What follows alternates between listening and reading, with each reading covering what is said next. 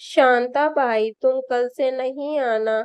Mrs Sharma ने महीने की पगार शांताबाई को पकड़ाते हुए कहा। क्या हुआ बीबी जी?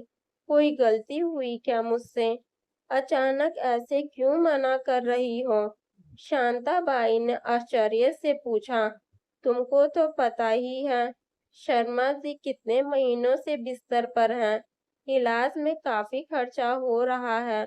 मैं तो सारा दिन घर में ही रहती हूँ। धीरे धीरे घर का काम कर लिया करूंगी। तुमको तो और घर मिल जाएंगे। क्या पता आगे तुमको पगार दे पाऊं भी या नहीं। मिसेस शर्मा ने थोड़े उदास स्वर में कहा। विक्की भैया तो थोड़ी मदद करते होंगे ना? शांताबाई ने धीरे से पूछा। मिसेस शर्मा कोई उत्तर ना दे सकी। माँ, आजकल मैं काफी बिजी हूँ। बच्चों को डिज्नीलैंड घुमाने ले जाना है। उनकी टिकट वगैरह में काफी खर्चा हो गया है। पूनम भी आजकल जॉब नहीं कर रही है। इस महीने तो मैं आपको पैसे नहीं भेज पाऊंगा। आप पापा को लोकल हॉस्पिटल में ही दिखा देना। विक्की ने रुखाई से कहकर फोन रख दिया।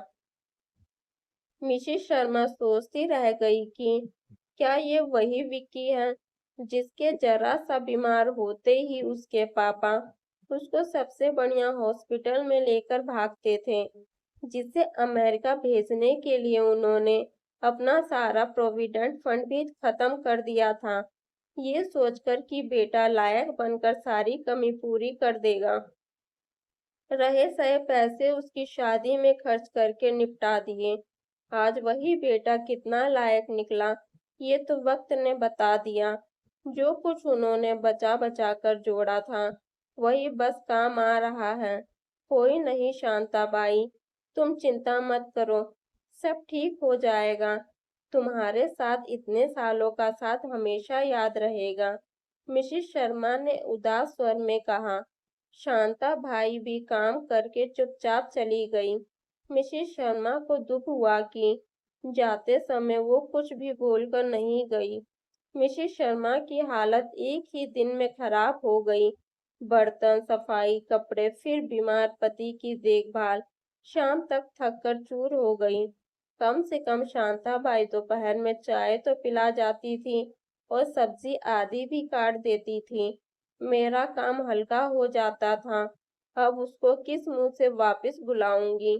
अभी भी सबसे कम पैसे लेती थी मुझसे, जबकि आजकल नई नई काम वालियां तो मुंह मांगे पैसे मांगती हैं। अब मेरी भी तो उम्र बढ़ रही है। मिसेस शर्मा ने गहरी सांस ली और फिर से काम में जुट गई। रात का आधा अधूरा काम करके सुबह उठी तो बदन में बहुत दर्द था। धीरे धीरे उठी तो और अपने पति की ओर देखा तो वो सो रहे थे। रात भर उनको भी नींद नहीं आती थी।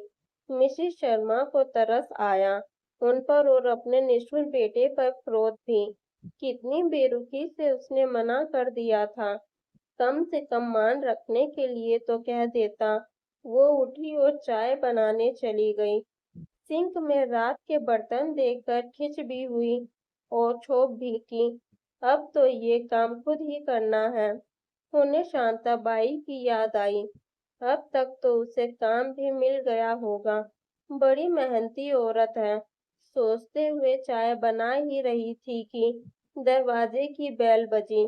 मिसेस शर्मा ने दरवाजा खोला तो सामने शांताबाई खड़ी थी। अरे शांताबाई, तुम? सब ठीक है ना? मिसेस शर्मा ने आश्चर्य से पूछा। आप भले ही मुझे नौकरी से हटा दो, पर मैं आपका काम छोड़ने वाली नहीं हूँ। ये कहती हुई शांताबाई अंदर आ गई और रसोई में जाकर खड़ी हो गई। मिसेस शर्मा उसके पीछे पीछे अंदर आ गई और बोली, चाय पियोगी? शांताबाई बोली, मैं बनाऊंगी चाय हम दोनों के लिए। फिर उसने अपने थैले से एक बड़ा सा कपड़े का लिफाफा निकाला और मिसेस शर्मा को देते हुए बोली, इसे रख लो, पूरे 3 लाख रुपए हैं। मिसेस शर्मा ने हैरानी से पूछा, इतने रुपए मुझे क्यों दे रही हो और तुम्हारे पास कहाँ से आए? ये मेरी जीवन भर की जमा पूंजी है बीबी जी, जो बैंक में जमा करके रखी हुई थी। कल वहीं गई थी निकालने। मेरे तो कोई है नहीं, आगे पीछे आपके काम आ जाएंगे। आपको अभी जरूरत है इनकी।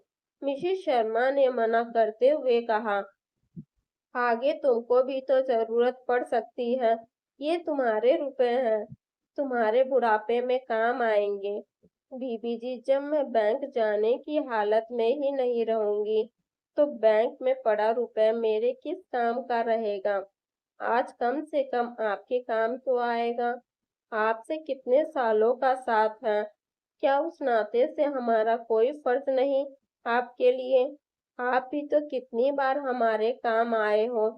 जब मैं बीमार थी तो आप ही तो अस्पताल ले गई थी डॉक्टर को दिखाने।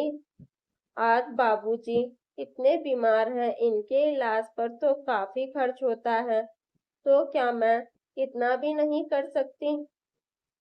आप मेरी बात मानकर ये रुपए रख लो, और मैं आपका काम नहीं छोड़ूंगी। चाहे आप मुझे पगार दो या ना दो, हमें पता है कि आपको भी काम वाली की जरूरत है। आप बस बाबूजी की देखभाल करो। मिसेस शर्मा की आंखों से झरझर आंसू बहने लगे। अपने पुत्र की बातों से जितनी चोट उनको पहुंची, उतना ही बड़ा मरहम शांताबाई ने लगा दिया। अपने निस्वार्थ प्रेम से उन्होंने शांताबाई को गले लगा लिया और बोली, शांताबाई, सच्चा फर्ज तो तुमने निभाया है। तुम्हारा यह एहसान मैं कैसे चुका पाऊंगी। बस मुझे काम से ना निकाल। ये कहते हुए शांताबाई मुस्कुराकर चाय बनाने चली गई।